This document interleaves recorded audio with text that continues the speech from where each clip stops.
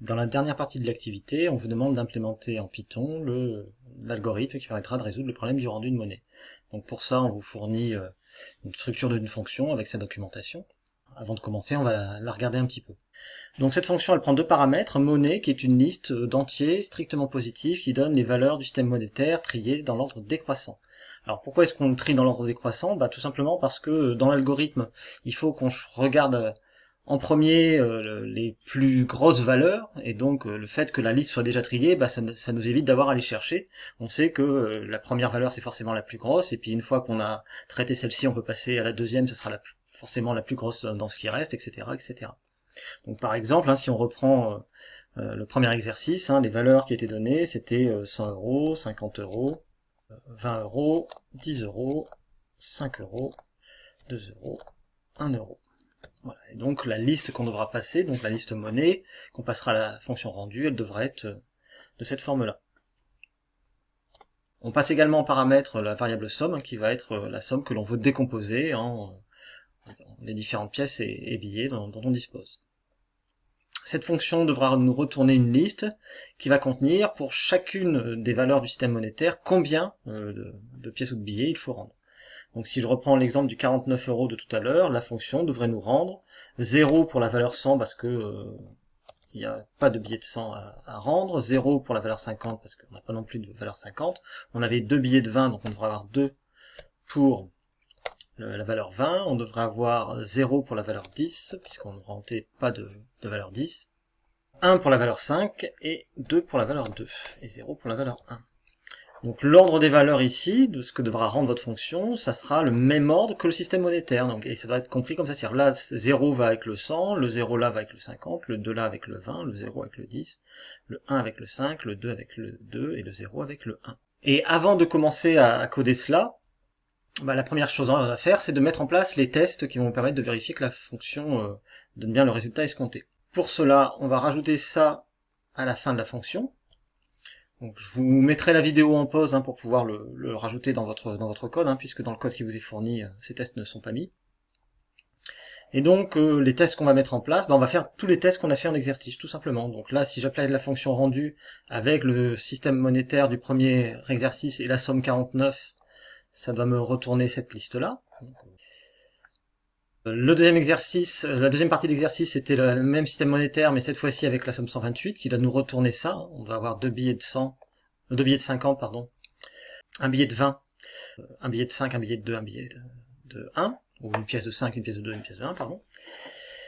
Et puis pour le deuxième exercice, c'est celui-ci. Donc on a le système monétaire qui a été fourni. Pour le montant 49, c'est censé nous retourner ça, ce qui était, je vous le rappelle, la solution optimale. Et puis pour la valeur 141, il est censé ne pas retourner la solution optimale, qui est celle-ci. La solution optimale, c'est deux billets de 70 et une pièce de 1. Et c'est censé ne pas nous retourner ça. C'est pour ça qu'ici, au niveau de la CERT, j'ai mis un différent et pas un égal. Et enfin, je vérifie que ça me rend pas la solution optimale, ce que j'attends de la fonction. Et par contre, je vérifie qu'il me retourne bien ce qu'on avait déterminé à la main si on appliquait un algorithme cloton, c'est-à-dire un billet de 100, 4 billets de 20, 4 billets de 10, pardon, et une pièce de 1. Je vous rappelle le fonctionnement de la fonction assert. Donc quand vous faites un assert pour des tests, vous devez écrire une expression qui devra retourner vrai. Donc là, je teste si la fonction rendue me retourne ça et ça doit être vrai. Là, ici, par exemple, je teste si la fonction ne me rend pas la fonction optimale et ça doit être vrai, elle ne doit pas me rendre la fonction optimale. Et puis après, vous mettez une virgule et vous mettez un petit texte qui s'affiche et qui permet de savoir où le programme a bloqué. Et donc là, normalement, si j'exécute ce code, ma première insertion va forcément bloquer puisque je n'ai pas encore implémenté ici la fonction rendue. Donc, je vais tester ce que ça donne. Voilà, et on peut constater qu'effectivement, je bloque sur l'assertion du test 1, c'est ce qui nous est indiqué ici. Donc dans cette fonction, dans le squelette qu'on vous donne, on commence par vous donner la façon de faire une liste de la même longueur que monnaie.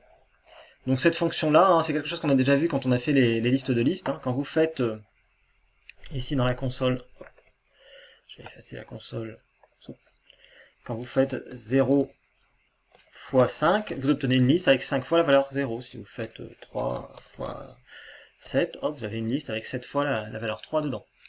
Et donc là, l'N de monnaie va nous donner la longueur de la liste monnaie. Alors là, je peux pas le faire, hein, puisque la liste monnaie n'existe pas dans ma console, j'ai pas encore programmé la fonction. Voilà. Donc len va calculer la liste, mettons qui est, si on prend le cas ici du premier système monétaire, on va avoir 6 valeurs. Tiens, on va le faire dans la ligne de commande, ça sera peut-être plus clair. Hop. Donc je fais monnaie égale, et je vais copier ça. Voilà. Si je fais len de monnaie, j'ai bien 6, et donc si je fais 0 fois len de monnaie, j'obtiens bien une liste avec 6 valeurs à 0.